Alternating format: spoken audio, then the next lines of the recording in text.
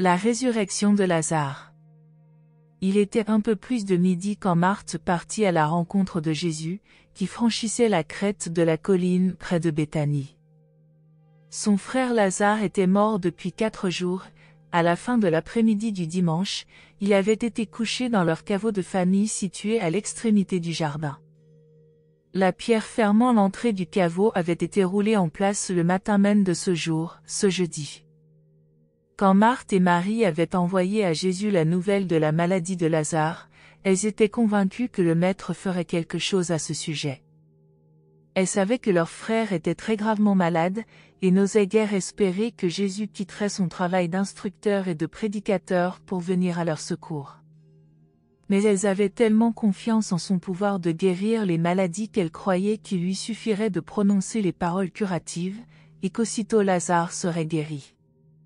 Lorsque Lazare mourut quelques heures après le départ du messager de Béthanie pour Philadelphie, elles conclurent que le Maître n'avait pas appris la maladie de leur frère avant qu'il ne fût trop tard, avant que Lazare ne fût déjà décédé depuis plusieurs heures. Toutefois elles furent très déconcertées, ainsi que tous leurs amis croyants, par le message rapporté, le mardi matin, par un coureur arrivant à Béthanie. Le messager insista sur le fait qu'il avait entendu Jésus dire: cette maladie ne va pas réellement jusqu'à la mort. Marthe et Marie ne pouvaient pas non plus comprendre pourquoi Jésus ne leur avait pas envoyé un mot ou ne leur avait pas offert son aide de quelque autre manière. Beaucoup d'amis des hameaux voisins, et d'autres de Jérusalem, vinrent apporter leur consolation aux 2 sœurs plongées dans le chagrin. Lazare et ses sœurs étaient les enfants d'un juif honorable et fortuné qui avait été le principal notable du petit village de Béthanie. Bien que tous 3 fussent depuis longtemps d'ardents disciples de Jésus, ils étaient hautement respectés par tous ceux qui les connaissaient. Ils avaient hérité d'importants vignobles et de grands olivets dans le voisinage. Le fait qu'ils pouvaient s'offrir un caveau funéraire privé dans leur propriété était une preuve supplémentaire de leur fortune. Leurs parents avaient déjà été couchés tous 2 dans ce tombeau. Marie avait renoncé à l'espoir de voir venir Jésus et s'était abandonnée à son chagrin, mais Marthe s'accrocha à cette espérance jusqu'au matin où la pierre fut roulée devant le caveau pour en sceller l'entrée. Même alors, elle demanda à un jeune garçon du voisinage de surveiller, du haut de la colline, à l'est de Béthanie, la route descendant à Jéricho. Ce fut ce garçon qui apporta à Marthe la nouvelle que Jésus et ses amis approchaient. Quand Marthe rencontra Jésus, elle tomba à ses pieds en s'écriant: « Maître, si tu avais été là, mon frère ne serait pas mort. » Beaucoup de crainte traversait le mental de Marthe, mais elle n'exprima aucun doute et ne s'aventura pas à critiquer ou à mettre en question la conduite de Jésus relative à la mort de Lazare. Lorsqu'elle eut parlé, Jésus se baissa pour la relever et dit: « Aie simplement la foi, Marthe, et ton frère ressuscitera. » Marthe répondit: « Je sais qu'il ressuscitera lors de la résurrection du dernier jour, et même maintenant je crois que notre Père te donnera tout ce que tu demanderas à Dieu. » Alors, Jésus regarda Marthe droit dans les yeux et dit: « Je suis la résurrection et la vie, quiconque croit en moi vivra, même s'il meurt. En vérité, quiconque vit en croyant en moi ne mourra jamais réellement. Marthe, crois-tu cela ? » Et Marthe répondit au Maître: « Oui, je crois depuis longtemps que tu es le Libérateur, le Fils du Dieu vivant, celui-là même qui doit venir en ce monde. » Jésus s'étant enquis de Marie, Marthe alla aussitôt à la maison et chuchota à sa sœur: « Le Maître est ici et t'a demandé. » Lorsque Marie entendit cela, elle se leva rapidement et se hâta vers Jésus, qui était resté à une certaine distance de la maison, à l'endroit où Marthe l'avait d'abord rencontré. Quand les amis, qui étaient auprès de Marie pour la consoler, virent qu'elle se levait en hâte et sortait, ils la suivirent en supposant qu'elle allait au tombeau pour pleurer. Parmi les personnes présentes, se trouvaient beaucoup d'ennemis implacables de Jésus. C'est pourquoi Marthe était allée seule à sa rencontre, et c'est aussi pourquoi elle avait si discrètement informé Marie que le Maître l'avait demandé. Tout en désirant ardemment voir Jésus, Marthe souhaitait éviter tout incident déplaisant susceptible d'être causé par la soudaine arrivée du Maître au milieu d'un groupe important de ses adversaires de Jérusalem. Marthe avait eu l'intention de rester à la maison avec leurs amis pendant que Marie allait saluer Jésus, mais elle n'y parvint pas, car tous suivirent Marie et se trouvèrent ainsi d'une façon inattendue en présence du Maître. Marthe la conduisit à Jésus. Lorsque Marie le vit, elle tomba à ses pieds en s'écriant « Si seulement tu avais été là, mon frère ne serait pas mort. » Lorsque Jésus vit combien tout le monde s'attristait de la mort de Lazare, son âme fut émue de compassion. Quand les amis en deuil virent que Marie était allée accueillir Jésus, ils se retirèrent un peu à l'écart pendant que Marthe et Marie s'entretenaient avec le Maître, qui leur prodigua de nouveaux encouragements. Il les exhorta à conserver une foi vivace dans le Père et à se soumettre complètement à la volonté divine. Le mental humain de Jésus fut puissamment remué par un conflit. D'une part il aimait Lazare et ses sœurs affligées, et d'autre part il dédaignait et méprisait les manifestations extérieures d'affection de certains Juifs incroyants aux intentions meurtrières. Jésus s'indigna de voir certains de ses prétendus amis afficher extérieurement leur deuil de la mort de Lazare, d'autant que ce faux chagrin était associé, dans leur cœur, à tant d'amère inimitié contre lui-même. Toutefois, certains de ces Juifs étaient sincères dans leur deuil, car ils étaient de vrais amis de la famille. 1. À la tombe de Lazare. Après que Jésus eut passé quelques moments à consoler Marthe et Marie à l'écart des amis en deuil, il leur demanda « Où l'avez-vous couché ?» Marthe dit « Viens et vois. » Tandis que le Maître suivait en silence les deux sœurs affligées, il pleura. En voyant ses larmes, un des Juifs amicaux qui les suivait dit « Voyez comme il l'aimait. » Celui qui a ouvert les yeux de l'aveugle n'aurait-il pu empêcher cet homme de mourir? Entre-temps, ils étaient arrivés devant le caveau familial, une petite grotte naturelle, ou déclivité, dans l'épaulement rocheux d'une dizaine de mètres de hauteur qui s'élevait au bout du jardin. Il est difficile de faire comprendre au mental humain pourquoi Jésus pleura. Bien que nous ayons accès à l'enregistrement des émotions humaines et des pensées divines conjuguées de Jésus, telles que le mental de son ajusteur personnalisé les a enregistrées, nous ne sommes pas absolument certains de la cause réelle de ces manifestations émotionnelles. Nous avons tendance à croire que Jésus pleurait à cause d'un certain nombre de pensées et sentiments qui traversaient son mental à ce moment-là, tels que 1. Il éprouvait une compassion sincère et attristée pour Marthe et Marie. Il avait une réelle et profonde affection pour ses sœurs qui avaient perdu leur frère. 2. Son mental était troublé par la foule de ceux qui portaient le deuil, dont quelques-uns éprouvaient un chagrin sincère et d'autres le simulaient. Jésus était toujours froissé par ces exhibitions extérieures d'affliction. Il savait que les sœurs aimaient leurs frères et avaient foi dans la survie des croyants. Ces émotions contradictoires expliquent peut-être pourquoi il exprimait sa douleur en approchant du caveau.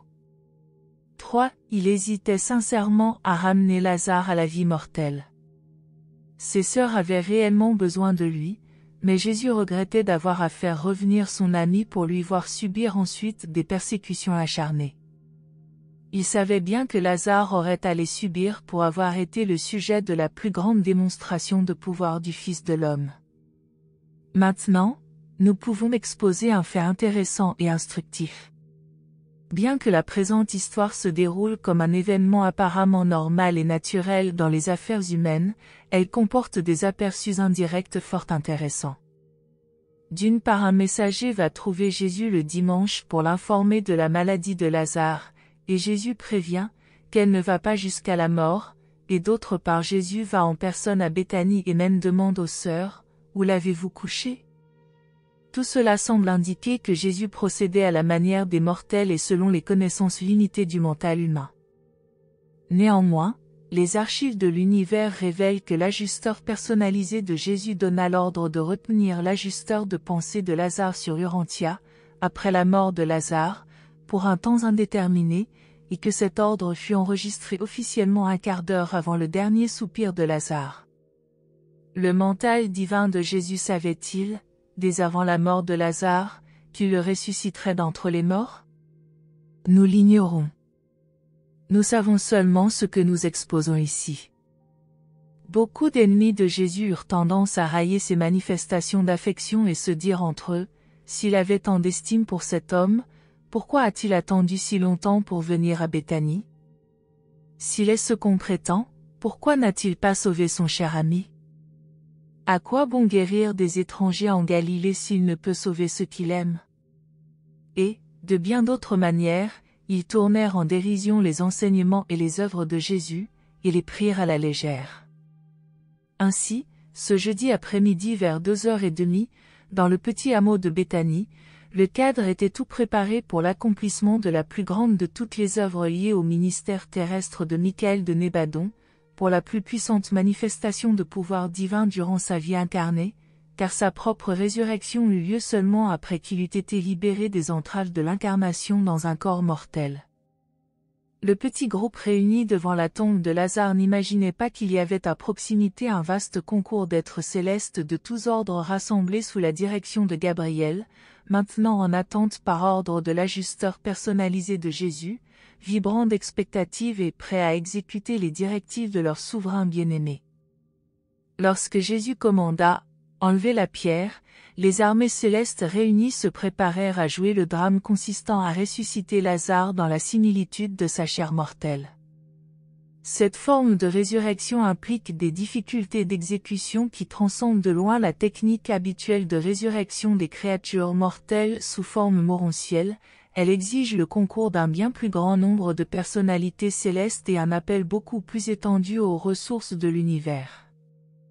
Lorsque Marthe et Marie entendirent le commandement de Jésus ordonnant de rouler la pierre qui fermait le caveau, elles furent remplies de sentiments contradictoires. Marie espérait que Lazare allait être ressuscité d'entre les morts, mais Marthe, alors qu'elle partageait dans une certaine mesure la foi de sa sœur, était davantage tracassée par la crainte que, par son aspect extérieur, Lazare ne soit pas présentable à Jésus, aux apôtres et à leurs amis. Marthe dit: Devons-nous rouler la pierre de côté? Mon frère est maintenant mort depuis 4 jours, de sorte qu'à l'heure qu'il est, la décomposition du corps a commencé. Marthe dit cela également parce qu'elle ne comprenait pas avec certitude pourquoi le Maître avait demandé que la pierre fût enlevée. Elle pensait que Jésus voulait peut-être se borner à jeter un dernier regard sur Lazare. L'attitude de Marthe n'était ni ferme ni décidée. Tandis que les 2 sœurs hésitaient à faire rouler la pierre, Jésus dit: Ne vous ai-je pas dit, dès le commencement, que cette maladie n'irait pas jusqu'à la mort? Ne suis-je pas venu pour accomplir ma promesse? Et, après être venu à vous, n'ai-je pas dit que, si seulement vous croyez, vous verriez la gloire de Dieu? Pourquoi doutez-vous? Combien de temps vous faudra-t-il pour croire et obéir? Après que Jésus eut fini de parler, ses apôtres, aidés par des voisins de bonne volonté, se saisirent de la pierre et la roulèrent à l'écart de l'entrée du caveau. Les Juifs croyaient communément que la goutte de fiel à la pointe de l'épée de l'ange de la mort commençait à opérer à la fin du 3e jour, de sorte qu'elle donnait son plein effet le 4e jour. Ils admettaient que l'âme humaine peut s'attarder auprès de la tombe jusqu'à la fin du 3e jour, cherchant à ranimer le cadavre, mais ils croyaient fermement qu'avant l'aurore du 4e jour, cette âme s'en était allée dans la demeure des esprits trépassés. Ces croyances et opinions concernant les morts et le départ de leur esprit servirent à confirmer au mental de toutes les personnes présentes auprès du tombeau de Lazare, et ultérieurement de toutes celles qui apprendraient ce qui allait se passer, qu'il s'agissait vraiment d'un cas de résurrection d'un mort par l'œuvre personnelle de celui qui avait proclamé être la résurrection et la vie. 2. La résurrection de Lazare. Le groupe d'environ 45 personnes se tenant devant la tombe put vaguement apercevoir la forme de Lazare, enveloppé dans des bandelettes de lin et reposant dans la niche droite inférieure du caveau funéraire. Tandis que ces créatures terrestres se tenaient là, en silence, osant à peine respirer, une vaste armée d'êtres célestes avait pris place, prête à répondre au signal d'action lorsque Gabriel, son commandant, le donnerait. Jésus leva les yeux et dit: Père, je te remercie d'avoir entendu ma requête et d'y avoir fait droit. Je sais que tu m'écoutes toujours, mais, à cause de ceux qui se tiennent ici avec moi, je m'entretiens ainsi avec toi pour qu'ils croient que tu m'as envoyé dans le monde et sachent que tu opères avec moi dans l'acte que nous nous préparons à accomplir. Et, Après avoir prié, il cria d'une voix forte, « Lazare, viens dehors !» Les spectateurs humains de la scène restèrent immobiles, mais la vaste armée céleste était tout affairée dans son action unifiée pour obéir à la parole du Créateur. En 12 secondes du temps terrestre, la forme jusque-là inanimée de Lazare commença à bouger et s'assit bientôt sur le bord de la tablette de pierre où elle avait reposé. Son corps était enveloppé de vêtements funéraires et son visage était couvert d'un linge. Et tandis qu'il se tenait là debout devant eux, vivant, Jésus dit, « Déliez-le et laissez-le aller. » Tous les spectateurs, sauf les apôtres ainsi que Marthe et Marie, s'enfuirent vers la maison. Ils étaient pâles de terreur et remplis de stupéfaction. Quelques-uns restèrent là, mais beaucoup se hâtèrent de rentrer chez eux. Lazare salua Jésus et les apôtres.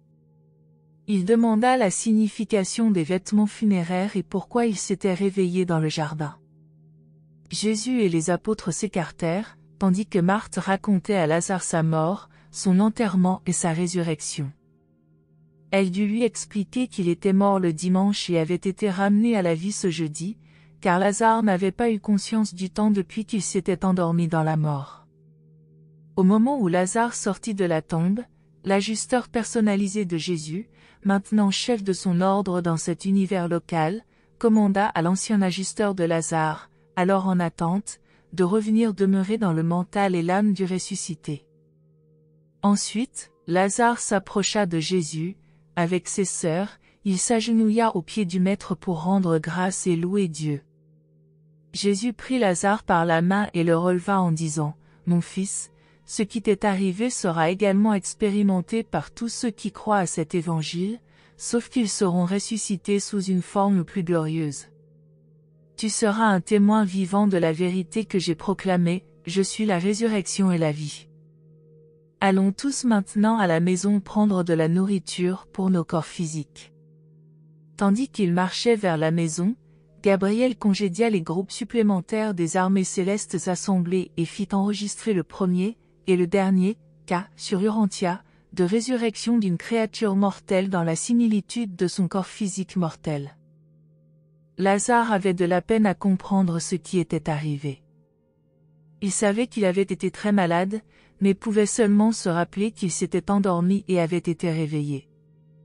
Jamais il ne put dire quoi que ce soit sur ces 4 jours dans la tombe, parce qu'il y avait été entièrement inconscient. Le temps n'existe pas pour ceux qui dorment du sommeil de la mort. Beaucoup crurent en Jésus à la suite de cette œuvre puissante, mais d'autres ne firent qu'endurcir leur cœur pour mieux le rejeter. Dès le lendemain midi, cette histoire s'était répandue dans tout Jérusalem. Des dizaines d'hommes et de femmes allèrent à Béthanie pour contempler Lazare et lui parler. Les pharisiens alarmés et déconcertés convoquèrent précipitamment une réunion du Sanhédrin pour décider ce qu'il fallait faire concernant ces nouveaux développements de la situation. 3. La réunion du Sanhédrin. Le témoignage de cet homme ressuscité d'entre les morts contribua beaucoup à consolider la foi de la masse des croyants à l'évangile du royaume, mais n'eut pratiquement que peu ou pas d'influence sur l'attitude des dirigeants religieux et des chefs à Jérusalem, sinon de hâter leur décision de supprimer Jésus et de mettre fin à son œuvre. Le lendemain, vendredi, à 1h de l'après-midi, le Sanhédrin se réunit pour délibérer de nouveau sur la question « Que allons-nous faire de Jésus de Nazareth ?» Après plus de 2 heures de discussion et de débats acrimonieux, un pharisien proposa une résolution demandant la mort immédiate de Jésus, proclamant qu'il était une menace pour tout Israël, et engageant officiellement le Sanhédrin, au mépris de tous les précédents, à prononcer une sentence de mort sans jugement. Cet auguste corps de dirigeants juifs avait, maintes et maintes fois, décrété que Jésus devait être arrêté et jugé sous les inculpations de blasphème et de nombreuses autres accusations de mépris de la loi sacrée juive. Une fois déjà, le Sanhédrin était allé jusqu'à déclarer que Jésus devait mourir, mais c'était la première fois que ce tribunal enregistrait le désir de décider sa mort préalablement à tout jugement. Toutefois, cette résolution ne fut pas mise aux voix, parce que 14 membres du Sanhédrin donnèrent leur démission en bloc lorsque cet acte inouï fut proposé. Ces démissions ne furent pas ratifiées avant un délai de 2 semaines, mais le groupe de 14 se retira du Sanhédrin ce jour-là et ne siégea jamais plus au conseil. Plus tard, lors de l'enregistrement des démissions, 5 autres membres furent révoqués parce que leurs collègues estimaient qu'ils entretenaient des sentiments amicaux envers Jésus. Après l'éviction de ces 19 hommes, le Sanhédrin était en mesure de juger et de condamner Jésus avec une solidarité voisine de l'unanimité. La semaine suivante, Lazare et ses sœurs furent convoqués devant le Sanhédrin. Après leur témoignage, il ne pouvait subsister aucun doute que Lazare avait été ressuscité d'entre les morts. Bien que les séances du Sanhédrin eussent pratiquement admis la résurrection de Lazare, les archives continrent une résolution attribuant ce miracle, et tous les autres prodiges accomplis par Jésus, au pouvoir du prince des démons dont Jésus était déclaré l'allié. Quelle que fût la source de son pouvoir d'accomplir des prodiges, les dirigeants juifs étaient persuadés que, si l'on n'y mettait pas fin immédiatement, tout le peuple ne tarderait pas à croire en Jésus, et qu'en outre, il surgirait de graves complications avec les autorités romaines, car beaucoup de ses disciples le considéraient comme le Messie, le libérateur d'Israël. Ce fut à cette même réunion du Sanhédrin que le grand prêtre Caïphe exprima, pour la première fois, le vieil adage juif qu'il répéta ensuite tant de fois, « Il vaut mieux qu'un seul homme meure plutôt que de voir périr la communauté ». Bien que Jésus eût été informé des faits et gestes du Sanhédrin en ce sombre vendredi après-midi, il n'en fut aucunement troublé et continua à se reposer jusqu'au lendemain du sabbat chez des amis habitant Bethphagée, un hameau voisin de Béthanie. Le dimanche matin de bonne heure, comme convenu, Jésus et les apôtres se rassemblèrent chez Lazare, prirent congé de la famille de Béthanie et repartirent pour le campement de Péla. 4. La réponse à la prière. Sur la route, de Béthanie à Péla, les apôtres posèrent à Jésus de nombreuses questions auxquelles il répondit franchement, sauf à celles qui concernaient les détails de la résurrection des morts.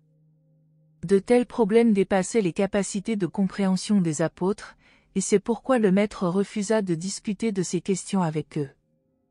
Personne ne les accompagnait, puisqu'ils étaient partis secrètement de Béthanie. Jésus saisit donc l'occasion de dire aux 10 apôtres bien des choses qui, à son avis, les préparaient au jour éprouvant qui n'allait pas tarder à venir. Le mental des apôtres était très stimulé et ils passèrent un temps considérable à discuter de leurs récentes expériences concernant la prière et la réponse à la prière.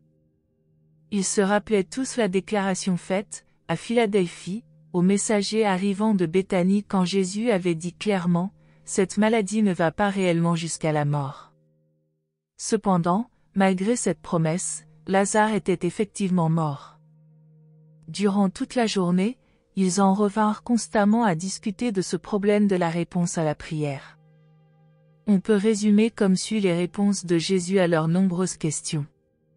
1. La prière est une expression du mental fini s'efforçant de s'approcher de l'infini. La formulation d'une prière est donc nécessairement limitée par les connaissances, la sagesse et les attributs du fini. De même, la réponse doit être conditionnée par la vision, les buts, les idéaux et les prérogatives de l'infini.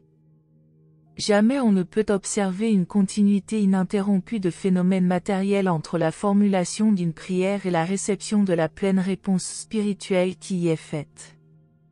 2. Quand une prière reste apparemment sans réponse, le retard est souvent le présage d'une meilleure réponse, bien que, pour certaines bonnes raisons, cette réponse soit considérablement retardée. Quand Jésus a dit que la maladie de Lazare n'irait pas réellement jusqu'à la mort, Lazare était déjà mort depuis 11 heures. Aucune prière sincère ne reste sans réponse, sauf quand le point de vue supérieur du monde spirituel a conçu une meilleure réponse, une réponse qui satisfait la requête de l'esprit de l'homme, par contraste avec la prière du simple mental de l'homme. 3. Quand les prières temporelles sont composées par l'esprit et exprimées avec foi, elles sont souvent si vastes et si inclusives qu'elles ne peuvent recevoir de réponse que dans l'éternité. Une supplique finie est parfois tellement imprégnée de l'emprise de l'infini que la réponse doit être longtemps différée pour attendre la création de la capacité réceptrice adéquate. La prière de la foi peut englober tant d'éléments que la réponse ne peut être reçue qu'au paradis. 4. Les réponses à la prière du mental humain sont souvent d'une nature telle que ce mental en prière ne peut les recevoir et les reconnaître qu'après avoir lui-même atteint l'état d'immortalité. Bien souvent, il faut attendre que l'être matériel ait progressé au niveau d'esprit pour qu'il puisse recevoir une réponse à sa prière. 5. Il se peut que la prière d'une personne qui connaît Dieu soit tellement déformée par l'ignorance et la superstition qu'il serait fort peu désirable d'y répondre. Alors, les êtres spirituels intermédiaires sont obligés de traduire cette prière d'une telle manière qu'au moment où la réponse arrive, le suppliant ne reconnaît pas que cette réponse s'applique à sa prière. 6. Toutes les vraies prières sont adressées à des êtres spirituels, et il faut que la réponse à toutes ces suppliques soit formulée en termes spirituels, les réponses doivent consister en réalité spirituelle. Les êtres spirituels ne peuvent offrir de réponse matérielle aux prières spirituelles, même si elles émanent d'êtres matériels. Ces derniers ne peuvent prier efficacement que s'ils prient dans l'esprit. Cette nulle prière ne peut espérer une réponse à moins d'être née de l'esprit et nourrie par la foi. La sincérité de votre foi implique que vous avez pratiquement accordé d'avance, au destinataire de votre prière, le plein droit de répondre à vos suppliques conformément à cette sagesse suprême et à cet amour divin qui, selon la description de votre foi, anime toujours ces êtres auxquels vous adressez vos prières. Puis, l'enfant est toujours dans son droit quand il se risque à adresser une prière à ses parents. Et les parents restent toujours dans le domaine de leurs obligations parentales envers l'enfant dépourvu de maturité quand leur sagesse supérieure leur dicte qu'il faut retarder la réponse à la prière de l'enfant, la modifier, la passer au crible, la transcender, ou la reporter à un autre stade de l'ascension spirituelle. 9. N'hésitez pas à formuler les prières exprimant un désir spirituel ardent, ne doutez pas qu'elles recevront une réponse.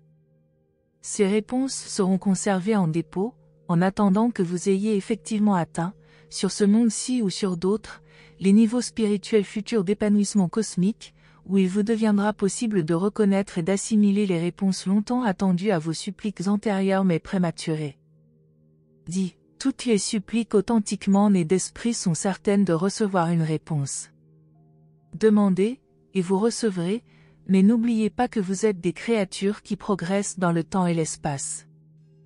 Il vous faut donc constamment tenir compte du facteur espace-temps pour recevoir personnellement des réponses complètes à vos multiples prières et suppliques.